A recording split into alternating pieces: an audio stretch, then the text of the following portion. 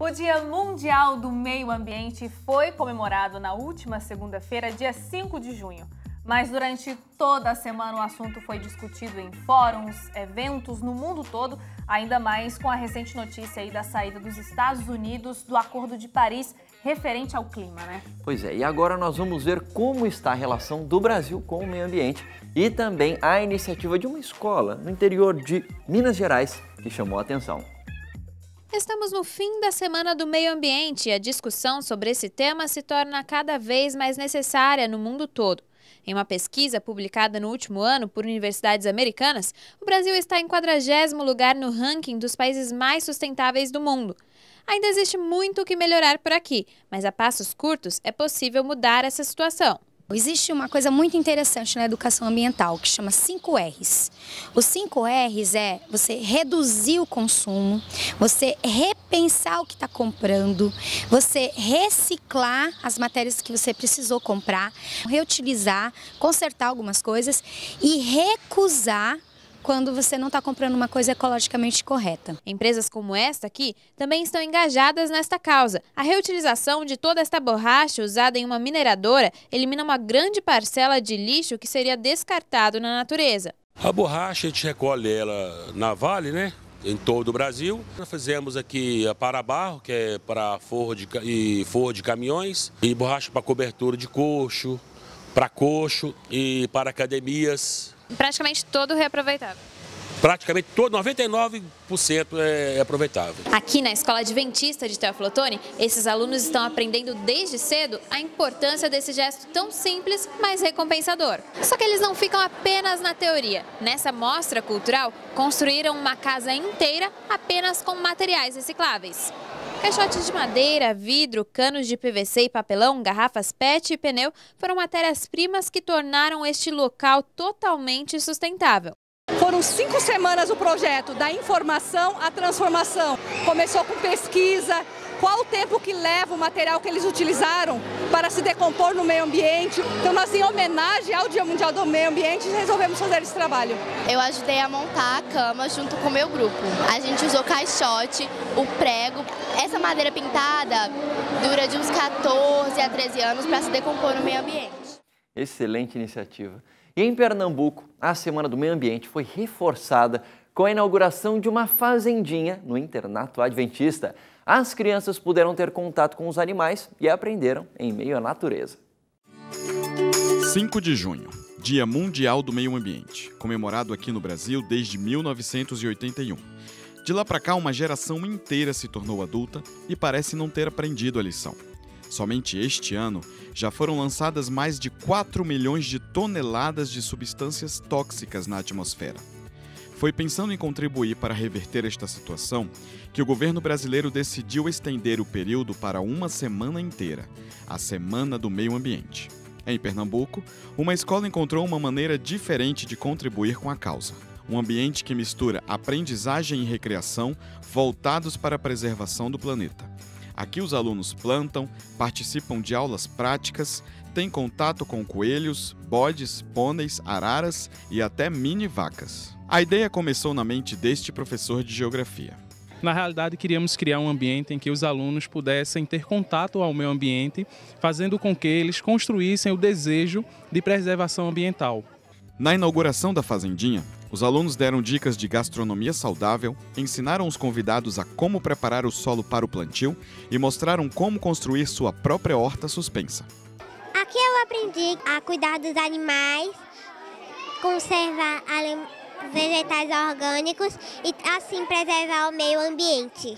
A fazendinha é composta por sala de aula ao ar livre, aviário, curral, horta e um lago onde gansos e tartarugas convivem pacificamente. O investimento deste porte atende a um propósito nobre da educação adventista. A diferença consiste exatamente no nosso foco, na nossa filosofia, que é o cuidado com a vida. E a melhor maneira de preservar o meio ambiente é criando espaços como este, em que crianças aprendem a plantar e cultivar alimentos que mais tarde serão usados no restaurante da escola para alimentar os alunos. Tudo sem agrotóxicos e dentro do conceito de sustentabilidade. É assim, com a mão na massa, que a nova geração vai aprendendo a cuidar do planeta. E se depender dessa turminha, o aprendizado aqui não vai ficar apenas na Semana do Meio Ambiente.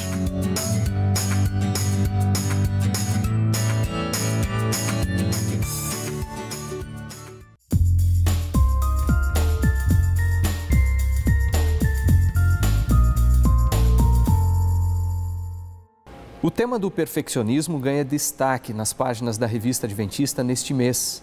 A reportagem de capa busca oferecer uma compreensão mais ampla da questão, situando o leitor quanto ao impacto emocional dessa distorção teológica.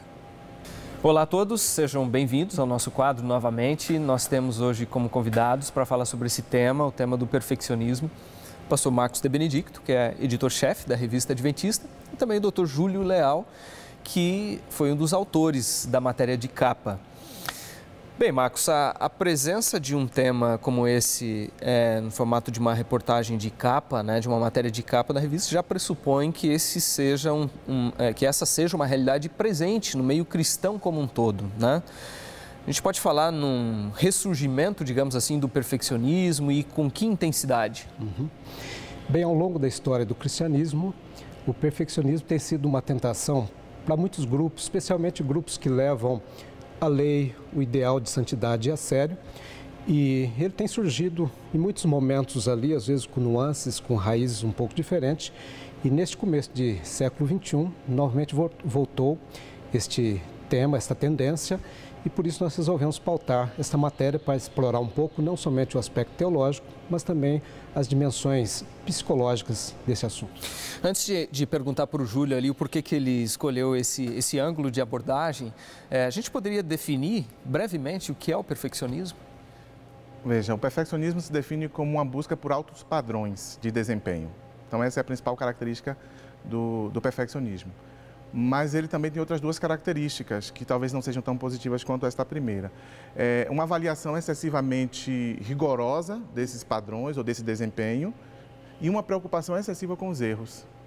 Então, quando você junta esses três aspectos, você vai encontrar uma pessoa com dificuldades de lidar com suas emoções, porque há uma intensidade muito grande. Há sempre essa tensão entre aquilo que a pessoa propõe, as metas, né, e aquilo que ela não alcança. Exatamente, é como se fosse assim, eu julgo que eu devo chegar até aqui, e no entanto eu estou aqui. E essa tensão, essa distância entre um ponto e outro gera muita tensão. Mas tem mais uma característica, juntamente com este padrão elevado, juntamente com a cobrança pessoal muito grande, normalmente há uma cobrança de outras pessoas. Isso se transforma numa crítica. Num contexto de igreja, normalmente se transforma numa crítica à liderança da igreja, a igreja como um todo, e isso aí acaba trazendo sérios problemas aí no convívio, na unidade da igreja. Então essa é uma outra característica, essa rigidez psicológica e teológica também, acaba gerando um certo conflito. Agora, Júlio, eu queria que você comentasse um pouquinho o porquê de entrar, né, nessa discussão um pouco mais psicológica e como que a gente consegue ter uma visão mais ampla, né, ao adotar essa abordagem. Quando eu comecei a estudar o tema do perfeccionismo, eu parti da teologia, mas comecei a ver que havia muitos pontos de coincidência entre uma coisa e outra, entre uma área e outra. Então, a pedido da Sociedade Teológica, eu fiz um artigo que resultou nesta matéria. Eu percebi que essa abordagem, a partir de diferentes áreas do conhecimento, permite você ver de uma maneira mais ampla o problema. E também é o seguinte, quando você aborda apenas do lado, digamos, da teologia, às vezes você só se dá conta do problema quando ele já está mais avançado, quando já se tornou ali um problema dentro da comunidade religiosa, quando as ideias já avançaram, já houve dissidência, inclusive. E, no entanto, o perfeccionismo é uma característica que atravessa a vida de uma pessoa, não se manifesta apenas no ambiente religioso. Está presente no trabalho, está presente nas relações amorosas, dentro do lar. Então, é uma coisa mais ampla. Agora, Marcos, quando é que o perfeccionismo se torna um problema teológico, uma distorção teológica? Sim.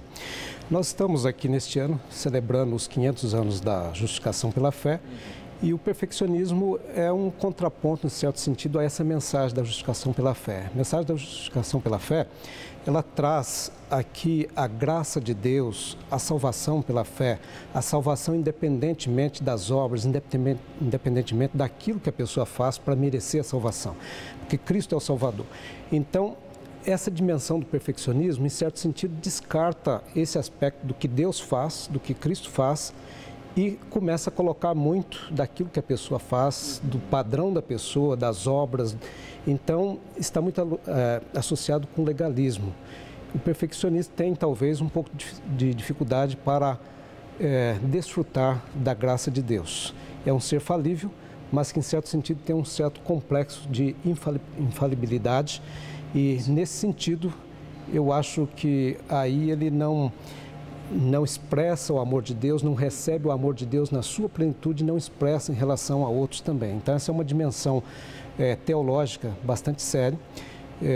Quando a Bíblia apresenta ali a perfeição, ela apresenta, mas mais ligado com a misericórdia de Deus, com o amor de Deus, com a graça de Deus, e não nesse sentido de perfeição, de impecabilidade, da pessoa não fazer nada errado e também de não aceitar que outro faça algo errado. Agora, geralmente ele parte, Júlio, de quê, né? De uma má interpretação, de textos bíblicos, enfim, como surge, né, o perfeccionismo na mente da pessoa? Vamos lá. Quando você já tem certa tendência ao perfeccionismo, porque você é uma pessoa muito cuidadosa, muito detalhista, né, e você, além disso, é religioso, você soma, digamos, duas potências e acaba transformando isso em algo mais forte. Né? Quando você chega na religião, por exemplo, aí você vai encontrando e notando versículos bíblicos. Existe um na Bíblia: sede perfeito como é perfeito o vosso Pai que está no céu. Então, Mateus 5,48. Então, a gente faz o que agora? A Bíblia contém um imperativo da perfeição? Sim, contém um imperativo da perfeição. Quando nós vamos explorar este texto, há outros, mas esse em especial, aí a gente faz o contraponto. Vai no livro de Lucas, que fala sobre o mesmo assunto, explora o contexto da passagem. Lucas 6,36, né? Interessante. Exatamente. Você descobre ali, por exemplo, que o que está sendo falado é sobre a misericórdia e o amor para com o inimigo e o assunto do perdão. Então, esse é o ponto mais sério. Todos nós temos alguma dificuldade em perdoar. E muitos de nós têm dificuldade em assimilar o perdão de Deus, como essa graça, digamos, transformadora. E é isso que acontece. Quando você tem essa dificuldade com o perdão, aí você vai expressar esse perfeccionismo. Você tem dificuldade de se perdoar porque você é pecador e de perdoar os outros. Isso pode gerar, como foi mencionado aqui, um problema dentro da igreja, uma exigência excessiva para que as pessoas se ajustem, digamos assim, a um comportamento ideal. Em poucos segundos, para a gente fechar, eu queria ouvir o que a gente deve fazer para não cair nessa armadilha. Do ponto de vista da psicologia, você precisa aprender a se aceitar. E aceitar as suas limitações. E aceitar, sobretudo, as pessoas que lhe aceitam do jeito que você é. Marcos. Eu creio que, do ponto de vista mais da teologia, é você aceitar a graça de Deus, na sua plenitude, na sua totalidade, e expressar essa graça em relação a si mesmo, em relação a outros. Perfeito. Quero agradecer aqui a presença do pastor Marcos, a participação do Júlio também e, evidentemente, o carinho da sua audiência. Fica o convite para você conferir não só a matéria de capa, mas os outros conteúdos também da edição de junho da Revista Adventista. E aproveito para lembrar aqui que o editorial desse mês já está disponível no nosso site também, o endereço está aparecendo na sua tela. E você pode encontrar também na coluna do pastor Júlio Leal, né, outros textos relacionados também com essa temática que a gente discutiu nesse mês. A gente deseja a todos vocês um ótimo final de semana. Até o próximo encontro. Excelente, muito bom, e com certeza esse bate-papo ajuda aí na leitura da matéria, né? E agora o Revista faz uma pequena pausa, é isso? É isso mesmo, mas na volta temos as notícias internacionais. É um instante só.